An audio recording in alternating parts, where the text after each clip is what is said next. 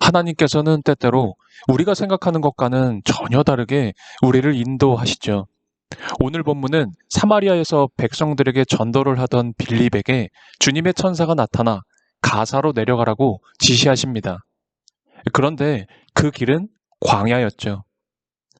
우리는 편하고 안전한 길을 원하지만 하나님께서는 빌립에게 고생스럽고 안전하지 못한 광야길로 가라고 하십니다. 빌립은 말씀을 쫓아 광야길로 갔을 때 에티오피아의 여왕 재정 관리인 네시를 만나게 됩니다. 하나님은 처음부터 빌립에게 그 광야길로 갈 때 에티오피아의 여왕 네시를 만나게 될 거라고 말씀하시진 않으셨죠. 하나님은 처음부터 우리를 향한 계획을 다 보여주시거나 말씀해 주시진 않습니다. 한 걸음 한 걸음씩 그 말씀을 쫓아 나아갈 때 그 다음을 그제서야 보여주시죠. 성령께서 빌립에게 그 내시가 타고 가는 마차에 가까이 나아가라고 말씀을 하십니다. 이 30절을 보면 빌립은 그냥 걸어간 것이 아니라 달려갔다라고 하죠. 그런데 내시는 마침 그때 이사야 53장 7절에서 8절을 읽고 있었습니다. 이 상황을 아주 자세하게 기록하고 있죠.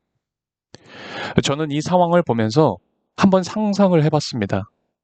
만약 빌립이 걸어갔다면 이 내시가 읽어가던 본문이 달라지지는 않았을까? 그러면 그들의 대화도 벌어질 일도 달라지진 않았을까라고 말입니다. 이 모든 것이 우연처럼 보이지만 사실은 한치의 오차도 없이 정확한 타이밍에 맞춰 하나님은 세심하게 역사하고 계셨습니다. 우리가 아무리 정확한 시계를 또 정확한 계획을 가지고 있다 할지라도 하나님의 정밀한 시계를 따라갈 수는 없는 것이죠. 성령께서는 에티오피아 내시에 대한 이 빌립의 전도와 세례가 끝나자 곧장 빌립을 다른 지역으로 데려가십니다. 빌립은 주의 영에 의해 초연히 사라졌다라고 기록하고 있죠. 성령에 의해 움직이는 사람은 자신의 삶을 초연하게 살아갑니다. 왜냐하면 자신을 세상에 메어두는 것이 아니라 하나님의 말씀을 쫓아 살아가기 때문이겠죠. 사도행전의 기록을 보면 사도들의 말씀 전파를 통해 수많은 사람들이 주님께로 돌아옵니다.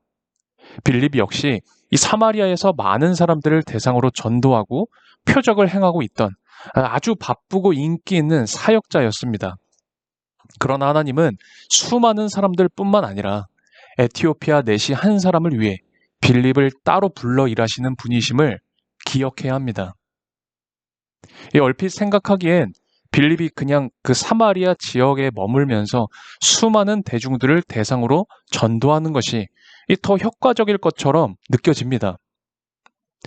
이 광야길로 가서 한 사람을 위해 많은 시간을 허비하는 건 너무나 비효율적으로 보이는 것이죠. 그러나 하나님은 한 사람을 위해, 그것도 당시 사람들의 인식에는 구원받지 못할 사람으로 손가락질받아 마땅한 그 이방인을 위해 빌립의 시간을 사용하십니다. 바로 이분이 우리가 믿는 하나님, 나를 위해 그 어떤 시간도 허비가 아니라고 하시는 하나님이십니다. 저도, 그리고 여러분도 황량한 광야길은 좋아하지 않습니다. 하지만 하나님은 언제나 선한 목적을 가지고 여러분과 저를 부르십니다. 비록 광야길이라고 할지라도 하나님이 부르신 길이라면 그 뒤에는 반드시 하나님의 선한 목적이 있다는 것입니다. 그러하기에 광야길은 하나님의 사랑이 한 이방인의 인생을 기쁨과 소망으로 채워주었던 은총의 길이 되었습니다. 그래서 그 광야길은 빌립과 그 에티오피아 내시에게는 평생토록 잊을 수 없는 은혜의 길이 되었던 것이죠.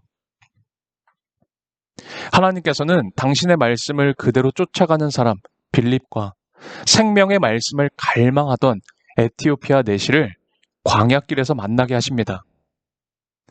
사도행전 속에서 빌립과 에티오피아 내시와의 만남은 오늘 우리의 삶 속에서도 이루어질 수 있다고 믿습니다. 분명 우리 주변에는 메마른 삶의 광야길을 허탈하게 내려가는 에티오피아 내시와 같은 사람이 있습니다. 반대로 바로 내가 에티오피아 내시처럼 메마른 삶의 길을 쓸쓸하게 내려가고 있을지도 모르죠. 그러나 생명의 말씀을 향할 열정을 잃지 않는다면 하나님은 우리에게 빌립과의 만남을 허락하시고 우리의 삶 속에서 말씀이 이루어지는 은총을 베풀어 주십니다.